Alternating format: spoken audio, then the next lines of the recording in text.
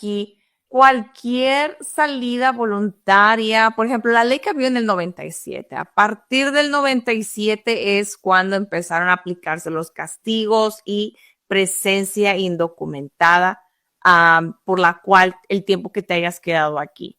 Amiga, si tú tienes una salida voluntaria en el 97 y luego tú regresaste del país, no importa si hayas regresado sin inspección y ya no has salido del país después de eso, entonces sí es muy posible que la 245 ahí te vaya a ayudar a arreglar una residencia.